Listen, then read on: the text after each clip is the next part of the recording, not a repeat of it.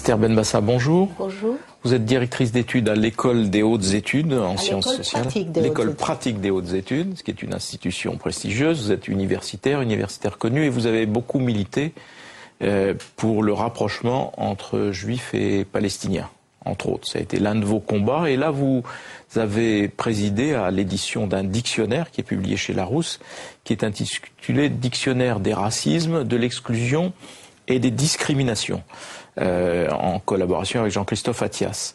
Alors peut-être on va commencer par vous demander l'origine de cette démarche. Dictionnaire ce qui existait de cette nature qui existait aux États-Unis, ancien, mais États-Unis, pays du communautarisme, et donc vous voilà avec un dictionnaire dans un pays qui, la France, qui approche du communautarisme. C'est ça la raison de ce dictionnaire, ou bien c'est... Pas du tout, pas du tout. Bon, l'exclusion, c'est pour tout le monde. C'est pas la pauvreté, c'est pour pour les communautaristes ou pas. L'exclusion, c'est la pauvreté, c'est le rejet aussi de l'autre qui ne nous ressemble pas. Gros, plus gros que la norme, plus petit que la norme, etc. Gaucher. Enfin, l'exclusion n'est pas seulement ethnique ni religieuse. L'exclusion atteint toutes les couches de la société pour diverses raisons. Et ce dictionnaire est la suite d'un long travail que nous faisons de rapprochement avec Jean-Christophe Attias depuis 2006 entre juifs et musulmans, des luttes contre les discriminations à l'école, les minorités visibles en politique. Donc c'est un ensemble d'activités. Nous ne sommes pas militants du tout, nous n'avons pas de carte. Et nous avons pensé que ce dictionnaire, qui existait en Amérique, mais qui n'existait pas sous la forme réunissant aussi bien les discriminations que l'exclusion. Il y avait des dictionnaires des racismes. Oui. Alors on peut penser que à travers ça on peut avoir une vision négative de la société, etc. En fait, votre démarche est positive et tend au contraire à regarder les choses en face, à regarder les problèmes de la société en face, pour pouvoir justement les surmonter. Il y a en fait 3 parties dans votre livre. Il y a une partie en gros thématique où vous abordez un certain nombre de questions qui sont d'ailleurs des questions très actuelles de la société d'aujourd'hui. Il y a une partie un peu chronologique aussi où vous marquez quelques dates importantes dans le recul précisément, ou la lutte contre les exclusions, les racismes, etc. Puis après il y a la partie proprement dictionnaire où là vous avez fait contribuer beaucoup d'auteurs, j'imagine. Et qui chacun décline. Alors tout est traité dans ce dictionnaire-là.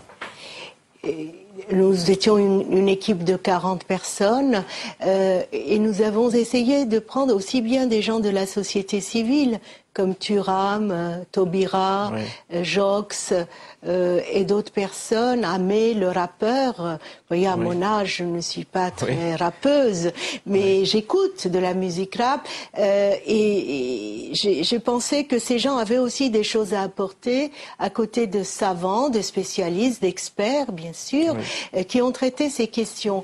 Mais le côté positif de ce dictionnaire, c'est que comme je suis moi-même, je me bats contre la victimisation de la société, j'ai essayé de montrer que les acquis n'étaient pas donnés.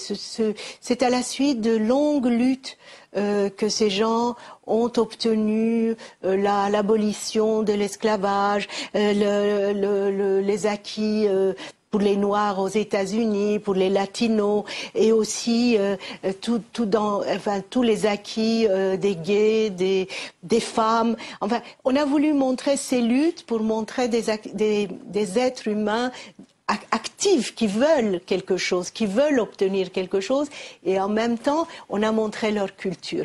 Parce que ils ont produit. Ceux qui étaient discriminés ont produit aussi des cultures. Regardez le jazz, le gospel, la rumba, toutes les cultures créoles, les contes créoles. Enfin, leur culture, la culture, ceux qui ont été discriminés, fait partie aussi de notre culture occidentale. J'ai voulu montrer cet aller-retour qui est active, qui est interactive, et ne pas montrer les discriminés comme toujours en train d'être victimes.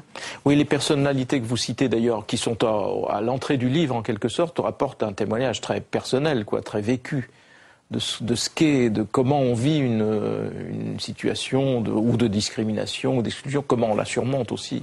C'est ça qui est intéressant dans ces témoignages. La façon de surmonter, parce qu'on ne subit pas.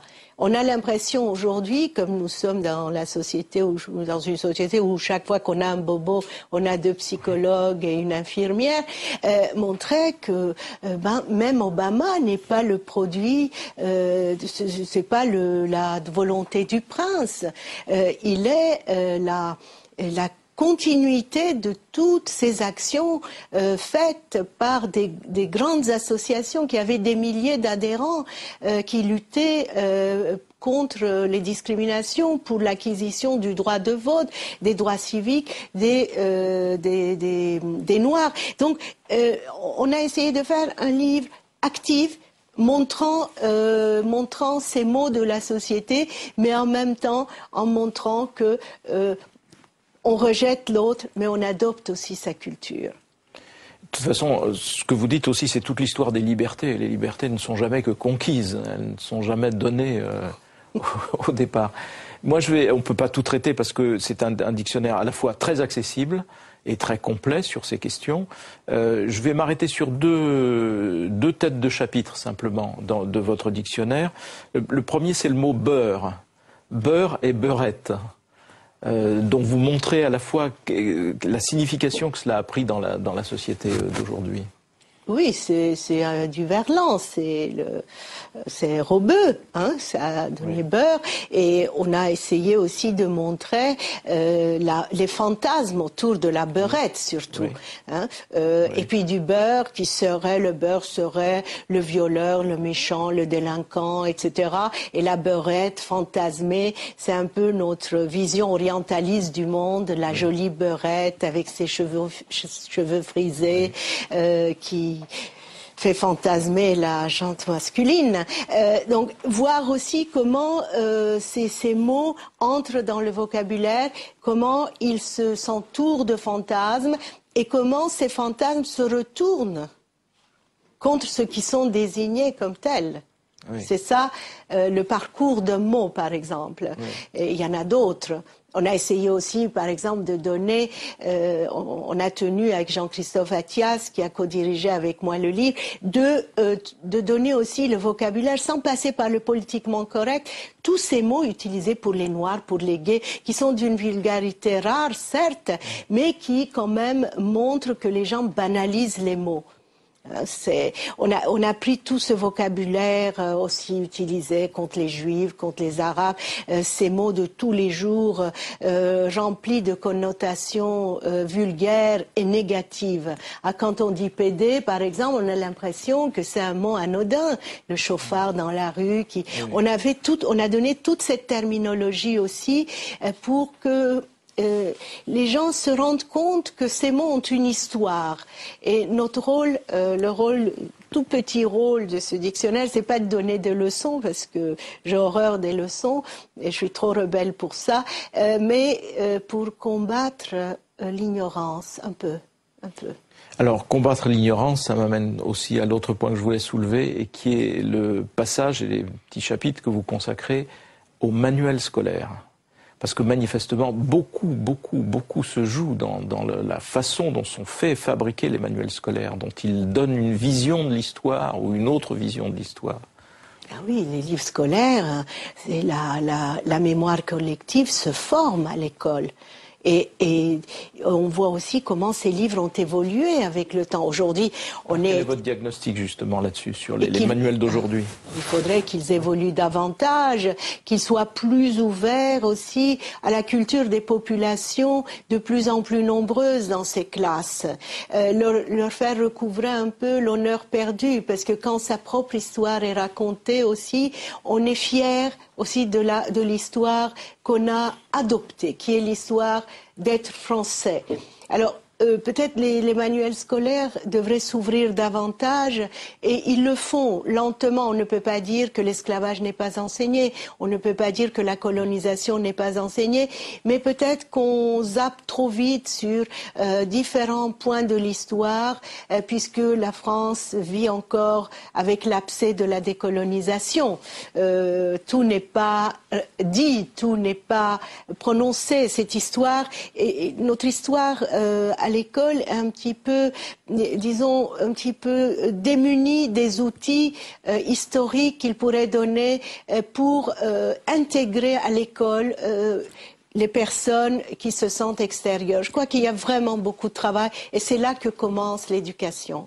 Ça, c'est pour l'avenir, et puis il faudrait peut-être aussi éduquer certains adultes, parce qu'on voit sur un film récent, on en aura l'occasion d'en reparler, qui s'appelle Hors la loi, il y a déjà toute une polémique, avant même que les gens ne l'aient vu, et qui touche justement à ces sujets. En un mot, et avant de terminer, Esther Benbassa, quel est votre regard, parce que ça fait longtemps que vous travaillez sur toutes ces questions. Est-ce que vous avez au fond de vous-même un regard plutôt optimiste sur la façon dont justement cette diversité produit quelque chose de nouveau en France, ou bien est-ce que vous pensez que les barrières vont rester encore puissantes longtemps? Je suis une pessimiste active.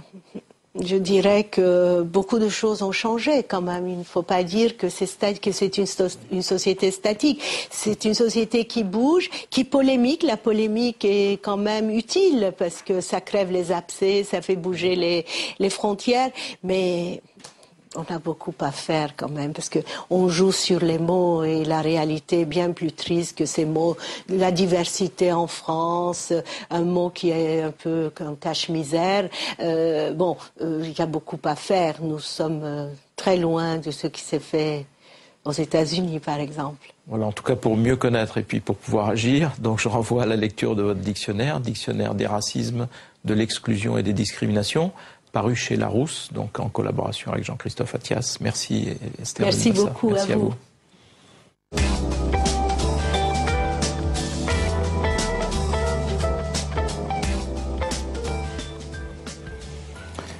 Manuel Beretta, bonjour. Bonjour. Merci d'être avec nous. Vous êtes journaliste au Point et vous venez d'écrire une somme chez Fayard qui s'appelle le hold-up de Sarkozy. Alors on se dit le hold-up de quoi, etc. Il s'agit en fait de la télévision publique et des relations entre le président de la République et la télévision publique, qui est en effet un vrai feuilleton. En tout cas, vous en faites un vrai feuilleton. Et comme vous avez le sens de la formule, en bon journaliste que vous êtes, le livre s'ouvre en disant on attendait le président du pouvoir d'achat et on a le président de la télécommande. Oui, le champion de la télécommande. Le champion de la télécommande. Alors, expliquez-nous un petit peu cette relation si particulière de Nicolas Sarkozy avec la télévision et avec la télévision publique. Nicolas Sarkozy était un gros consommateur de télévision quand il était jeune. Et il a en tête les références de la vieille télé publique, de qualité, de type Jacques Chancel, les frères Bogdanov. Ça a fait un peu sa culture. Et au fond, c'est cela qu'il a envie de retrouver.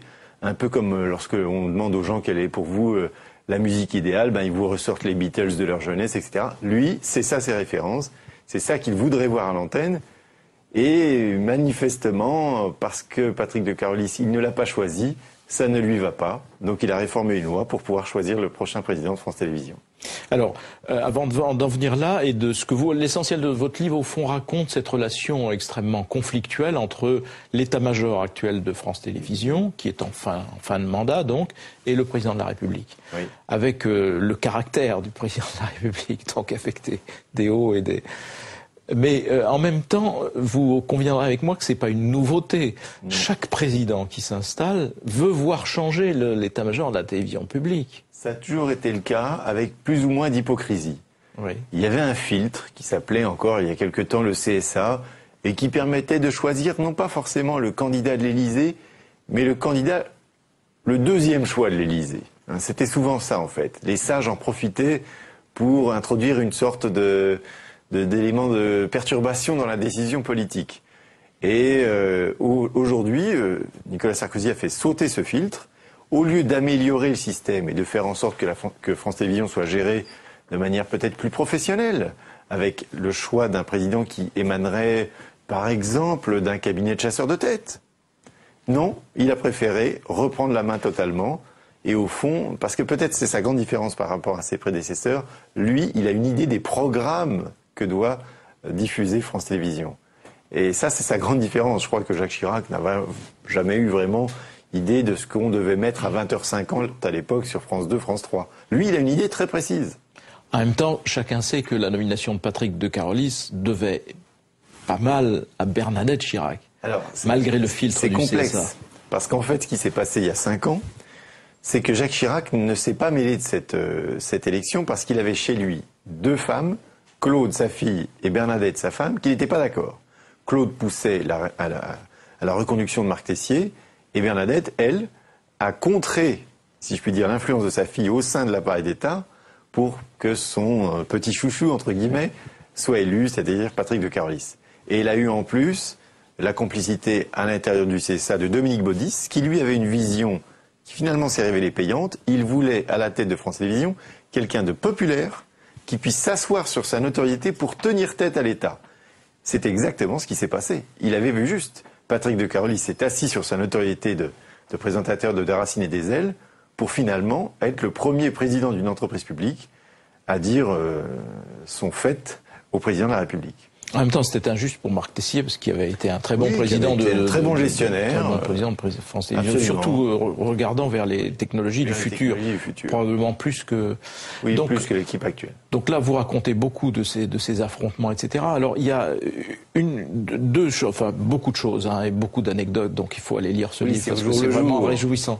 Et c'est au jour le jour. Mais il y a deux aspects sur lesquels je voudrais m'arrêter. L'un, c'est ce que ça révèle du mode d'exercice du pouvoir par Nicolas Sarkozy, parce que ce qu'on voit sur le prisme de la télévision, on peut... tout à fait démultipliable sur tous les autres domaines.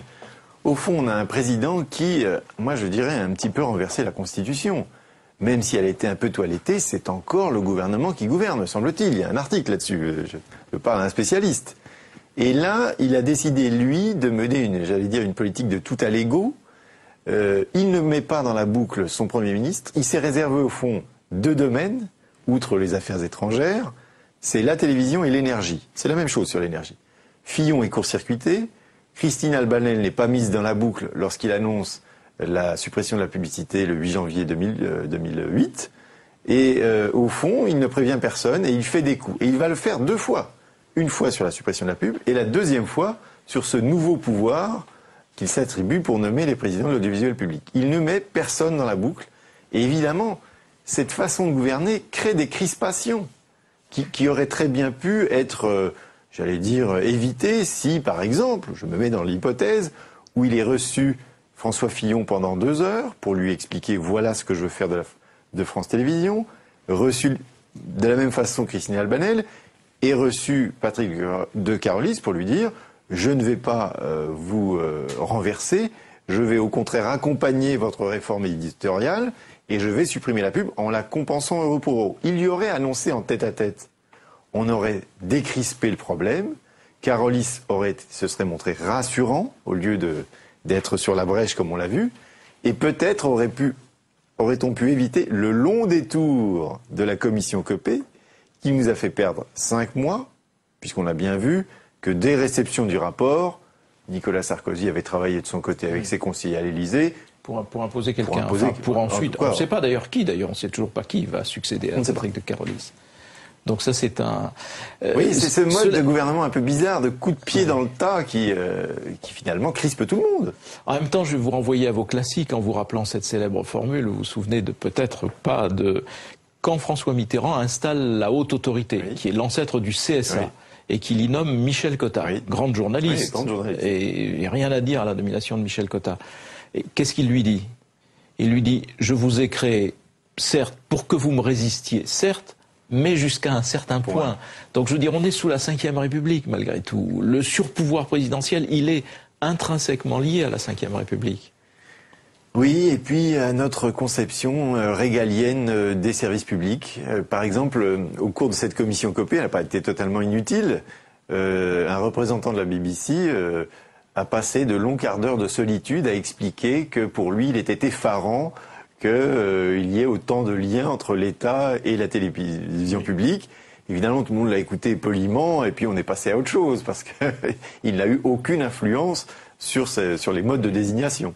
Alors on est passé à côté d'une bonne réforme de fait, parce que si la nomination avait été soumise au fond au veto de l'opposition, puisque dans les nouvelles procédures, le Parlement intervient, si l'opposition avait eu un droit de veto, évidemment ça changeait la nature ça changeait totalement de la réforme. Et je note, comme beaucoup d'observateurs, que lorsque Nicolas Sarkozy fait son discours à l'Élysée, au moment où il reçoit le rapport Copé et énonce ce système, il commet un hiatus, enfin un lapsus. Un lapsus, et il prône le système que vous dites, avec finalement un co-contrôle de l'opposition.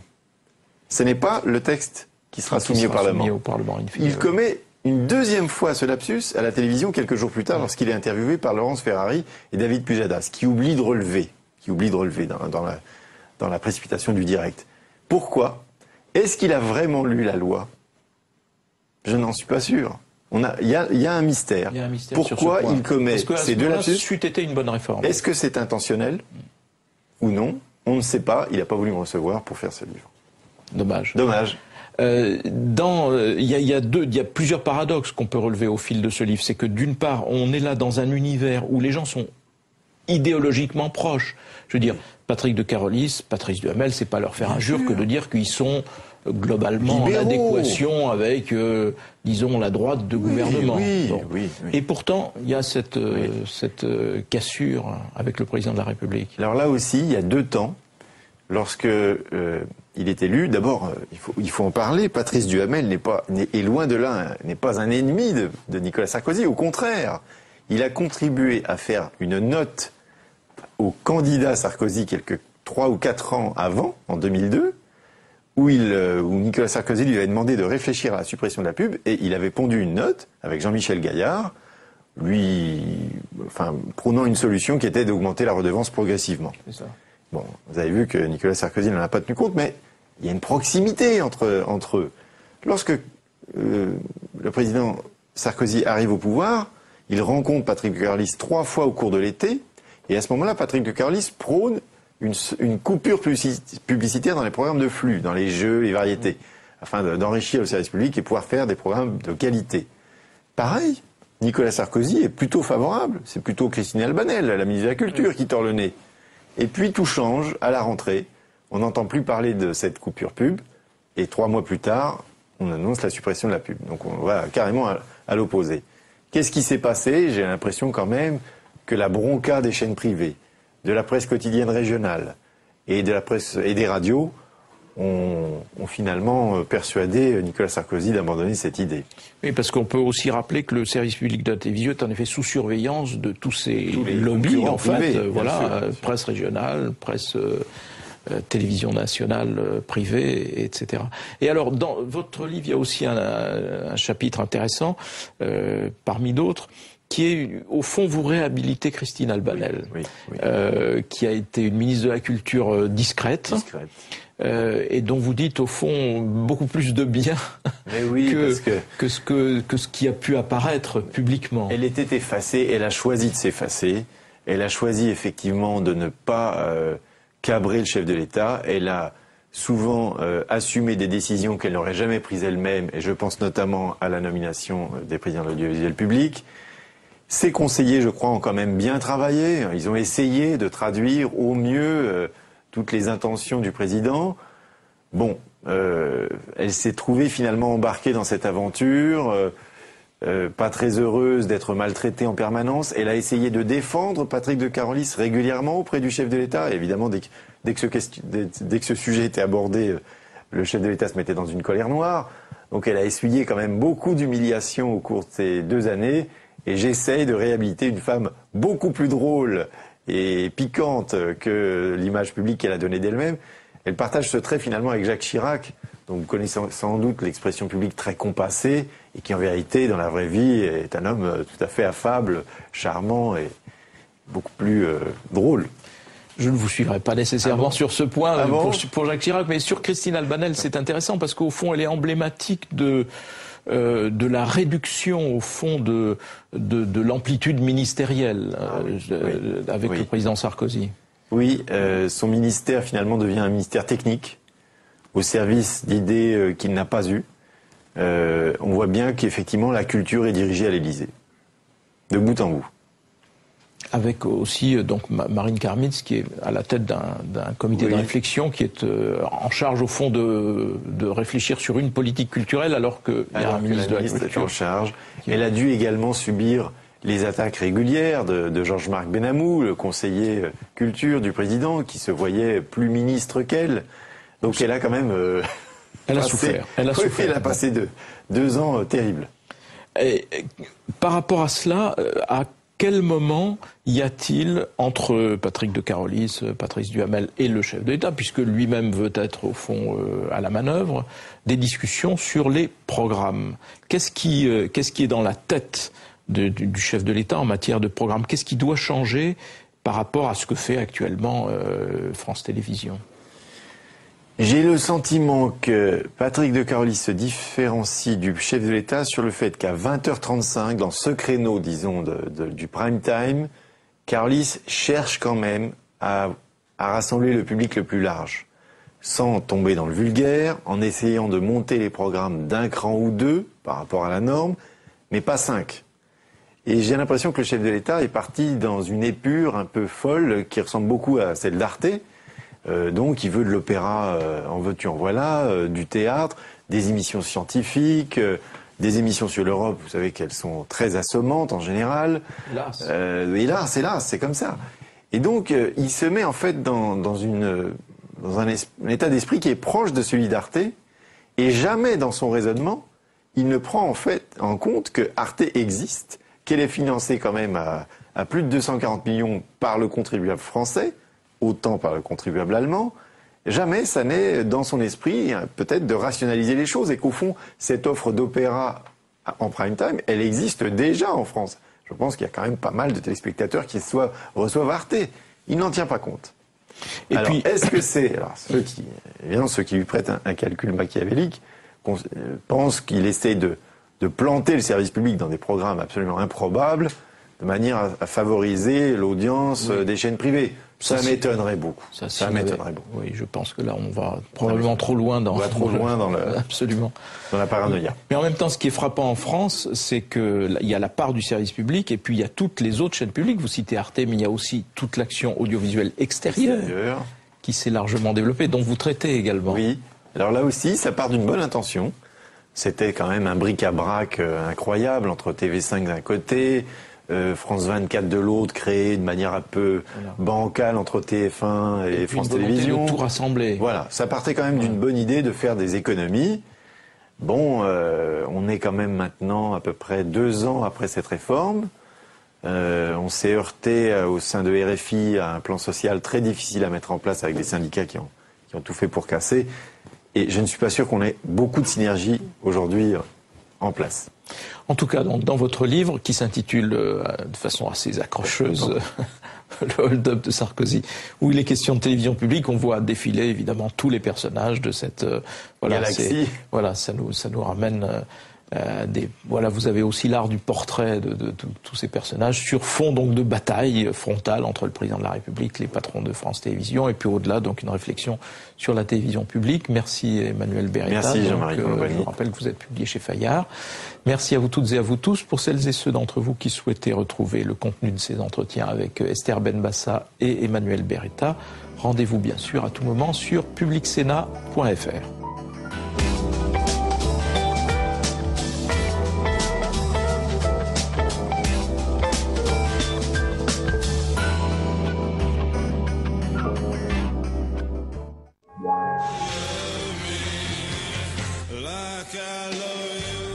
Lundi, à l'occasion de la journée internationale contre l'homophobie, Public Sénat s'engage et vous propose lundi à 14h un monde de bulles.